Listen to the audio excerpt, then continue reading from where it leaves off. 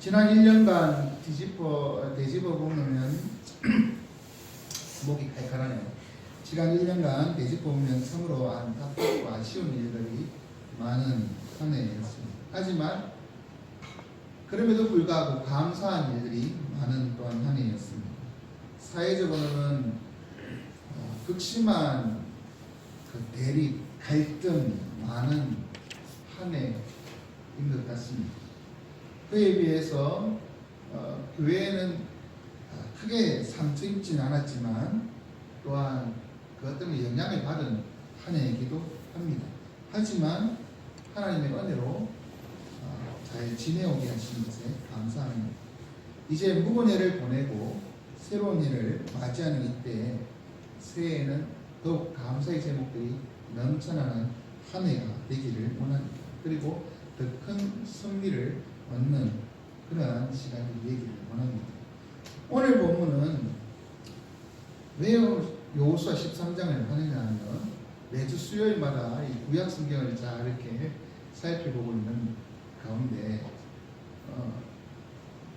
수요일 할 본문을 오늘 이렇게 하면서 이것이 참 우리 새로운 시대를 시작하는 우리에게 딱 좋은 말씀이다 생각을 했습니다. 오늘 본문은 여호수아가 전복 전쟁을 1차적으로 완수하고 난 후에 불완전하지만 1차적으로 완수하고 난 후에 하나님의 부름을 받고 다시 한번 약속을 받는 내용입니다. 하나님께서 그를 부르시고 어떤 것을 지시하신다는 것이죠. 그 지시한 내용, 그가 해야 할 남은 사명, 그것을 통해서 우리에게 무엇을 말씀하신지를 오늘 본문을 통해서 발견하고 새로운 마음으로 2020년을 준비하시는 여러분 되시기 바랍니다. 오늘 본문은 하나님께서 이 여호수아를 부르시는 것으로 시작합니다. 그런데 부르시는데 여호수아가 나이가 많아 늙음에라고 하면서 지금 여호수아의 상태를 얘기해 주고 있습니다. 나이가 많아 늙은 상태. 이스라엘 그 족속들 가운데, 이스라엘 모든 백성들 가운데 여호수아와 갈렙은 가장 연장자입니다. 나머지 사람들은 최대 60세가 안 되는 사람들인 것이죠. 지금은 이제 전복 전쟁을 시작하고 난 후에 약 5년 정도 지냈기 때문에 최고 많은 사람이 65세 미만의 사람들입니다. 반면에 갈렙은 85세입니다. 그리고 여호수아는 정확한 나이가 나와 있지 않지만 그 언저리가 되지 않겠나 싶습니다. 85세에서 100세 사이 그쯤 될 것으로 여겨집니다. 나이가 많아 늙음의 여호수아의 그 몸 상태를 얘기해 주고 있습니다. 그런데 하나님께서 그를 부르시지 않습니다. 부르는데 하나님께서 그에게 하시는 말씀이 너는 나이가 많아 늙었고 라고 말하고 있습니다. 그 상태를 하나님께서 또 직접 말씀해 주신다는 것이죠. 하나님께서 부르시고 위로해줘도 지금 부족할 판에 늙었다는 사실을 딱 찍어서 얘기해 줍니다. 왜 이 말씀이 중요하냐면 뒤에 늙었는데 얻을 땅은 매우 많이 남아있다. 하나님께서는 여호수아 1장에서 그 여호수아를 부르시고 뭐라고 약속하시냐면 너희 발바닥으로 밟는 곳을 모두 내가 너희에게 주오노니 곧 강야와 이 레바논에서부터 큰 강 유브라데 강까지 해조서의 온 땅과 해 지는 곳 대해까지, 다시 말해서 이 지중해 연안까지 너희 영토가 되겠다라고 약속하셨습니다. 그 약속을 받고 그가 가나안 전복 전쟁을 해왔다는 것입니다. 그리고 12장에는 그가 전복 전쟁을 하면서 무찔렀던 31명의 왕들의 명단이 쫙 나오고 있습니다. 그만큼 여호수아는 하나님 주시는 명령에 따라 열심으로 전복 전쟁을 해왔습니다. 하나님께서 이제 부르시면 그 다음에 뭐가 있어야 되겠습니까? 잘했다, 수고했다, 그런 격려가 있고 칭찬이 있으면 좋을 그 타이밍입니다. 그렇게 해줘야 할 타이밍입니다. 왜? 여호수아는 나이가 많고 늙었기 때문에 기력이 그만큼 예전과 같지 않다라는 의미인 것이죠. 그렇게 수고한 그를 부르실 때는 칭찬과 격려가 필요한 그러한 상황이라는 것이죠. 그런데 하나님께서 그를 부르시고 칭찬하시는 것 아니라는 것이죠. 너는 나이가 많고 늙었고 아직 정복할 땅은 많이 남아있다. 그 말은 무엇이겠습니까?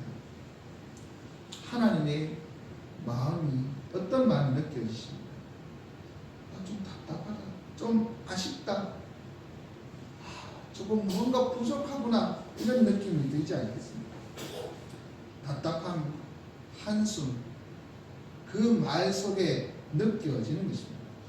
아직도 정복하지 못한 땅, 정복해야만 하는 그 땅이 많이 남아있는데 너는 이미 많이 늙었구나, 너는 힘이 없는 것 같구나, 그런 뉘앙스로 말씀하고 있기 때문이죠. 칭찬보다는 앞의 일에 대한 걱정, 미래에 대한 걱정을 하나님께서 하고 계십니다. 아직 정복해야 할 땅, 그 얻을 땅, 그 땅이 어떤 땅입니까? 블레셋 사람의 모든 지역이라고 말하고 있습니다. 가나안 땅을 기준으로 했을 때 그 남쪽에 있는 지역들, 그 5 성읍들, 그 성읍들이 아직 정복되지 않았고, 또한 가나안 땅을 중심으로 북쪽에 시돈 지역입니다.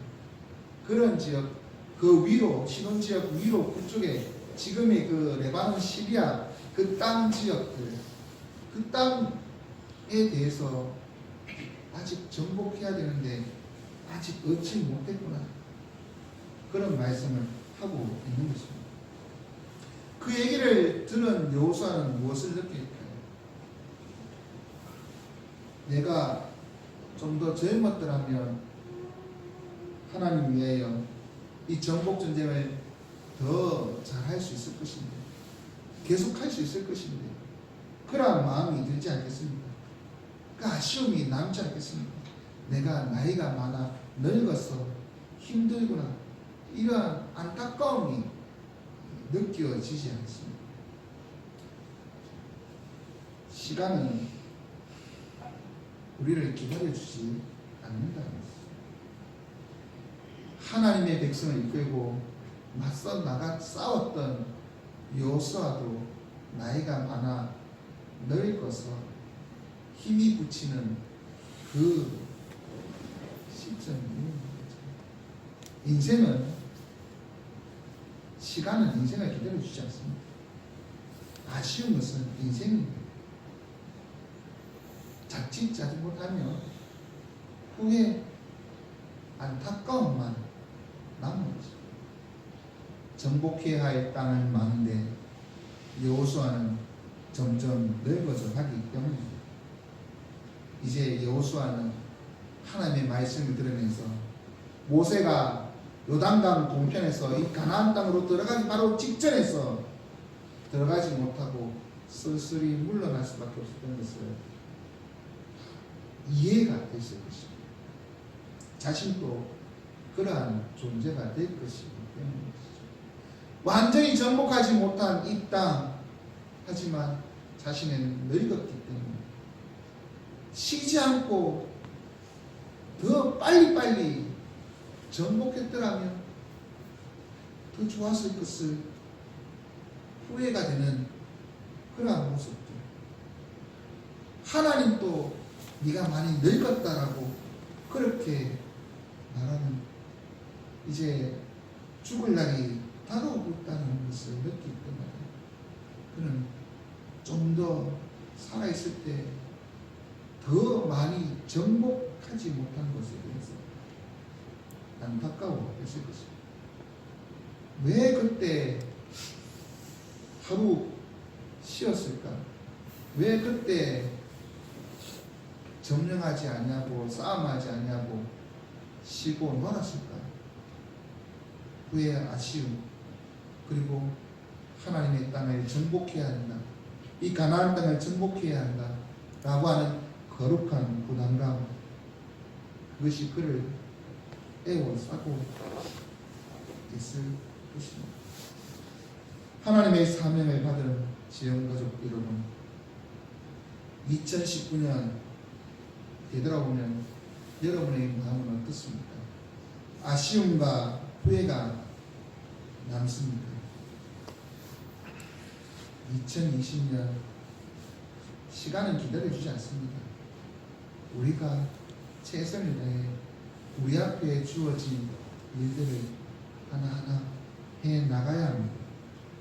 그리고 나중에 뒤돌아보면서 아쉬움을 남기지 않아야 합니다. 하나님이 약속하셨음에도 불구하고 그 약속을 완전히 이루지 못한 것에 대한 아쉬움, 자책감, 여호수아가 그 마음이 들 때 우리 또한 그러한 마음이 들 때가 있을 것이라는 것입니다.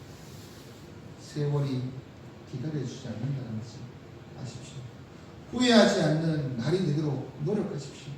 2020년에는 기쁨이 있고 성취가 있고 감사가 있는 그러한 해가 되기를 원합니다. 그러기 위해서 여러분들이 무엇을 하든 뒤로 미루지 마시고 후회하지 않는 하루를 사시기 원합니다. 그런데 하나님께서는 네가 나이가 많고 늙었고 얻을 땅은 매우 많이 남아있다라고 그렇게 말씀하시면서 한숨만 쉬시는 것이 아닙니다. 땅이 아직 정방하지 못한 땅, 그 땅을 쫙 얘기해 줍니다. 그런데 그 땅을 뭐라고 했냐면 다시 한번 주시겠다 약속하고 계십니다. 6절에 오면 6절 끝에 오면 내가 그들을 이스라엘 자손 앞에서 쫓아내리니 너는 내가 명령한 대로 그 땅을 이스라엘에게 분바하여 기업으로 되게 하라. 다시 말해서 차지하지 못한 땅이 많이 남아 있지만 중요한 것은 나이가 많아도 그래도 이 일은 해야 한다. 이제 나이가 남았기 때문에 많이 늙었기 때문에 안 해도 되는 그런 것이 아니라는 것입니다. 하나님께서 땅을 다시 한번 주시겠다 약속하십니다. 그 땅들을 살펴보십시오. 그 땅을 언제 받는가? 블레셋 사람들의 땅, 이 땅은 여호수아 시대에 못 받습니다. 다윗이 1차적으로 그들을 굴복시키는 것 같고 솔로몬 시대에 굴복되는 것 같지만 결과적으로 블레셋 사람들은 유다가 망할 때까지 그 명맥을 유지합니다. 완전히 정복되지 않았다는 것이죠. 그리고 그 위에 시돈 사람들, 그 사람들은 예수님 당시에도 존재했던 사람들입니다. 그 땅은 이스라엘 백성들의 땅이 아니었습니다. 그리고 가나안 족속들과 함께 살아가는 모습은 사사기에 잘 기록되어 있습니다. 심지어 이스라엘 백성들이 이 가나안 족속들을 쫓아내지 못함으로 그들이 이스라엘 족속들과 함께 살고 오히려 그들이 이스라엘 족속들을 힘들게 하는 경우도 있었습니다. 심지어 단 지파 같은 경우에는 그들 때문에 쫓겨서 다른 지역으로 이사가는, 분배받은 땅을 포기하고 다른 지역에 가는 그러한 일들까지 있었습니다. 그만큼 약속받은 이 땅, 주시겠다 하신 이 땅이 이스라엘 백성들에게 주어진 것은 아니었습니다. 하지만 하나님은 여호수아에게 주시겠다 다시 한번 약속하신다는 것이죠. 그리고 그 약속에 붙여서 뭘 하냐면 요단 동편에서 땅을 배분받았던 므낫세 반지파와 로벤 갓지파 그 지파들이 차지한 그 땅에도 아직까지 정복하지 못한 거술지파, 거술족속과 마갓 족속이 남아있다는 것을 언급하고 있습니다. 어느 것은 하나 요단강 동편도 그렇고 이 가나안 땅도 그렇고 어느 것 하나 완전히 쫓아내지는 못한 상태라는 것입니다. 약속을 받았습니다. 2번이나 약속은 받았습니다. 그런데 그 약속이 온전히 이루어지지 못하고 정복하지 못한 상태입니다. 약속을 받았지만 쫓아내지 못한 이스라엘 백성들. 그래서 어떻게 해야 할까요? 그 땅을 지금 분배하려고 하고 있습니다. 요단강 동편은 이미 분배했습니다. 땅을 나눠 분배할 때 어떻게 해야 할까요? 분배하면서 그 땅을 믿음으로 점령하면, 정복하면 그 땅을 주시겠다라고 하는 그 메시지가 이 약속에 담겨있는 것입니다. 믿음으로 나아가면 된다라고 하는 메시지인 것이죠. 아무것도 안 하고 가만히 있으면 하나님이 그 땅을 딱 해서 주시는 것이 아니라는 것입니다. 중요한 것은 와서 싸우는 것이 중요합니다. 분배받은 지파들에게 그 땅을 믿음으로 나가 싸워 정복 전쟁을 이어가라.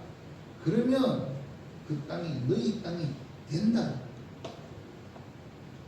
하지만 그들은 정복 전쟁을 포기합니다. 포기하고 그들과 함께 살아가는 타협점에 찾아가는 것입니다. 그럴 때 그들은 실패합니다. 바로 사사기의 내용이 그 실패로 시작하는 것입니다. 세상과 타협하면 질 수밖에 없습니다. 세상과 타협하면 내가 편해지는 것 같지만 실패하는 것입니다. 세상과 타협하지 아니하고 믿음으로 나아가면 하나님이 그것을 주신다 약속하셨습니다. 사랑하는 믿음으로 나아가라. 하나님의 메시지입니다. 그것을 알 수 있는 것이 무엇일까요? 13장이 끝나고 14장에는 분배하는 내용이 나옵니다. 그때 14장 앞부분에 갈렙이 나옵니다. 갈렙의 얘기가 14장 6절에서 12절 사이에 등장하는데요. 그는 여호수아만큼 늙은 사람입니다. 이스라엘 족속 중에서 가장 나이 많은 사람 두 사람 중에 한 사람인 것이죠. 그가 여호수아에게 이 산지를 내게 주소라고 말합니다. 그러면서 이 산지는 모세가 하나님으로부터 약속을 하신 내게 주겠다고 약속하신 땅이라 그렇게 말합니다. 그는 나이가 많은 상태이기 때문에 좋은 땅, 이미 점령한 땅, 그 중에서 좋은 것을 자기가 택할 수 있습니다. 하지만 그는 직접 나가 싸워 점령하는 땅을 택합니다. 헤브론 땅, 그 땅을 나가 싸워 점령한다는 것입니다. 85세의 늙은 몸을 들고 나이가 많아 늙음에 85세의 갈렙도 했습니다. 결국 여호수아에게 나이가 많아 늙었다라고 말씀하시는 것은 그것은 늙었지만 너는 아직도 할 일이 많이 남아있다라고 하는 메시지를 보여주고자 하는 것이죠. 그래서 같이 나이가 많은 갈렙이 어떻게 헤브론 땅을 점령하고 차지하는가? 믿음으로 나가 점령하면 싸우면 이긴다. 싸우면 이긴다. 하나님이 주신다. 결국 나이가 많고 적은 것이 문제가 아닙니다. 여호수아 100세라 하더라도 모세의 120세에 비하면 젊은 것이죠. 이스라엘 중에 가장 나이가 많아도 팔팔할 때라고 할 수 있습니다. 하나님이 함께 하시면 상관없는 겁니다. 중요한 것은 하나님을 의지하고 믿음으로 나아가 싸우느냐, 아니면 싸움 앞에서 포기하고 자꾸 자기하는가, 타협하는가, 결국 실패의 길을 가게 될 것이다. 이것입니다. 믿음으로 살기 원하시는 지원가족 여러분, 하나님의 약속을 믿고 기도하고 믿음으로 나아가 쟁취하시기 바랍니다. 2020년 그냥 살다 보면 되겠지, 그 생각 버리십시오. 2020년 아직도 점령하지 못한 땅, 차지해야 할 곳이 많이 있습니다. 내가 용기 내어 믿음으로 나아가면 주시겠다 약속하셨습니다. 아직 점령하지 못한 것들 쫓아내고 점령하라 말씀하십니다. 그러니 2020년은 그 믿음의 경주로 나아가는 여러분 계시고 우리에게 주신 사명입니다. 그것을 뒤로 미루지 마시고 힘써 이루시기 바랍니다. 근데 이렇게 땅을 배분하는 그 가운데 유일하게 땅을 배분받지 못하는 지파가 있습니다. 14절에 있는 것처럼 레위 지파는 땅을 배분받지 못합니다. 레위 지파는 계수받을 때도 군사로 계수받지 않았습니다. 나머지 지파들은 20세 이상 전쟁에 나갈 만한 사람들로 계수를 했습니다. 그렇기 때문에 전쟁에 나가지 못할 장애인이나 나이가 많은 사람들은 그 계수에서 빠지는 것이죠. 전쟁에 나갈 만한 사람들에 계수하는데 레위 지파는 그러한 전쟁에 나갈 만한 사람으로 계수하지 아니하고 1개월 이상 아기에서부터 계수합니다. 그리고 그들은 30세가 되면 성소에서 봉사하도록 그렇게 하고 있습니다. 그렇기 때문에 그들은 직접 전쟁하는 그런 지파가 아닙니다. 직접 땅을 차지하기 위하여 칼을 드는 지파가 아니라는 것입니다. 다른 지파들이 피 흘리며 전쟁하며 땅을 차지할 때 그들은 그런 일을 하지 않습니다. 땅이 배분됩니다. 각 지파에게 배분될 때 이들은 각 지파의 뿔뿔이 흩어지게 되어 있습니다. 민수기 35장 1절에서 8절에 보면 이 레위 지파에게 이 도피성 6곳과 함께 전체적으로 48개의 성읍과 그 목토지를 기업으로 줍니다. 각 지파들이 차지한 땅에서 레위 지파들이 살 수 있도록, 레위 족속들이 살 수 있도록 48개의 성읍을 나누어 준 것이죠. 그들은 각 지파에 흩어져 있는 그 성읍들에서 살아갑니다. 근데 본래 그들은 성소에서 섬기는 역할을 했습니다. 이 강야에서는 성소 생활을 하기 때문에 이 성소를 중심으로 모여 있지 않습니까? 근데 가나안 땅에 들어가면 전국 각지로 흩어지면 이 성소의 중심으로 사용할 수가 없습니다.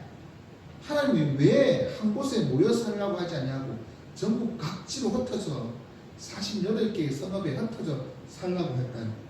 왜 각 지파들은 땅을 점령하고 그 땅 중에 성을 이렇게 몇 개를 정해서 레위 지파에게 줄까요? 그들은 직접 나가 땅을 점령하는 사람은 아니지만 하나님 위하여 싸우는 동일한 일꾼이라는 싸움하는 전사인 것입니다. 왜 그렇습니까? 그들이 성막을 중심으로 사역하던 그들이 이제 가나안 땅에 정착하면서 뿔뿔이 흩어지는데, 뿔뿔이 흩어져서 그들이 해야 할 일들은 이스라엘 족속들이 12지파들이 하나님의 말씀대로 살도록 가르치는 일입니다. 흩어지면 그들이 이 성소를 중심으로 살았던 강야와 다르게 자기 마음으로 살 가능성이 큽니다. 가나안 족속과 같이 살는 거죠. 그들을 쫓아내야 되는데 쫓아내지 못하고 그들과 함께 살아가는 경우를, 그렇게 되면 그들의 영향을 받게 되어 있습니다. 그들이 섬기는 각종 우상을 섬기게 되어 있습니다. 그것을 방지하기 위하여 하나님의 율법을 계속해서 가르치고 지키게 만드는 역할 누가 하느냐? 이 바로 레위 족속들이 그 지역에서 그 지파들을 담당해서 가르치는 역할을 하는 것입니다. 다시 말해서 이 레위 지파들은 영적 전쟁에 나가 싸우는 영적인 전사들이 한 것입니다. 이스라엘의 신앙을 세워주고, 그리고 이스라엘이 타락해지지 않도록, 하나님 앞에 엄란히 행하지 않도록 하나님의 말씀을 가르치고 지키게 하는 역할, 그 사명을 받은 것입니다. 그렇기 때문에 그들은 직접 나가 전쟁하지 않지만 동일한 마음으로 전쟁하는 자들인 것입니다. 그리고 하나님께서는 그들에게 하나님의 기업이 되신다. 그리고 하나님이 주시는, 하나님께 드리는 하제물이 그들의 기업이 된다 라고 말씀하고 있습니다. 하나님께서 그들의 분기시라고, 하나님이 다른 기업을 주지 않습니다만 그들은 이스라엘 백성들이 하나님께 드리는 11조와 첫 번째 드리는 그 첫 예물, 이런 것들을 받아 생활할 수 있도록 해줬습니다. 하나님이 필요한 모든 것들을 채워주면서 너희들은 이스라엘 백성들을 위하여 영적인 싸움에 수고해, 말씀과 기도에 전무하라, 그 얘기를 하는 거죠. 주의 백성들이 잘못된 길을 가지 않도록 지도하라. 여러분이 교육자를 통하여 그런 유익을 얻기를 원합니다. 교육자들이 직장을 따로 가지는 것이 아니지 않습니까? 여러분들이 세상에서 어떤 수고를 하고 경기가 힘들다는데 어떤 고생을 하면서 참 월급을 받고 또한 일을 하면서 경제생활을 하는지 교육자들은 잘 모를 수 있습니다.